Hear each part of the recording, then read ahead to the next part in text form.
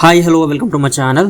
తెలంగాణ రాష్ట్ర ప్రభుత్వం ఇప్పటికే రైతులకు రైతు భరోసా నిధులను విడుదల చేస్తూ వస్తోంది. 2 ఎకరాల లోపు ఉన్న రైతులకు ఇప్పటికే రైతుల ఖాతాలో డబ్బును జమ చేసింది. మరో 3 ఎకరాల వరకు ఉన్న రైతులకు జమ చేయడానికి రాష్ట్ర ప్రభుత్వం సన్నాహాలు చేస్తున్నట్టు సమాచారం. దాని గురించి పూర్తి వివరాలు ఈ వీడియోలో అయితే తెలుసుకుందాం. మీరు కనుక మన ఛానల్ కి కొత్తగా వచ్చినట్లయితే వెంటనే సబ్స్క్రైబ్ చేసుకోండి. అలాగే ఈ వీడియోకి లైక్ చేయడం మాత్రం మర్చిపోకండి. వీడియోలోకి వెళ్ళినట్లయితే తెలంగాణ రాష్ట్ర ప్రభుత్వం ఇప్పటికే 6 గ్యారెంటీల్లో భాగంగా జనవరి 26 నుంచి రైతులకు రైతు భరోసా నిధులను జమ చేస్తూ వస్తోంది. సాగుకు యోగ్యమైన అన్ని భూములకు గాను రైతు భరోసా నిధులను రాష్ట్ర ప్రభుత్వం కోతలు విధించకుండా నిధులను జమ చేస్తూ వస్తోంది.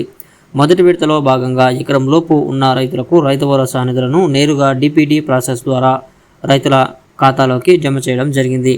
2 రోజుల క్రితం రైతులకు 2 ఎకరాల లోపు ఉన్న వారికి ఖాతాలో డబ్బును జమ చేస్తూ వచ్చింది. 3వ విడతగా 3.5 ఎకరాల పైకి ఉన్న రైతులకు రైతు భరోసా జమ చేయడానికి చూస్తున్నట్లు సమాచారం.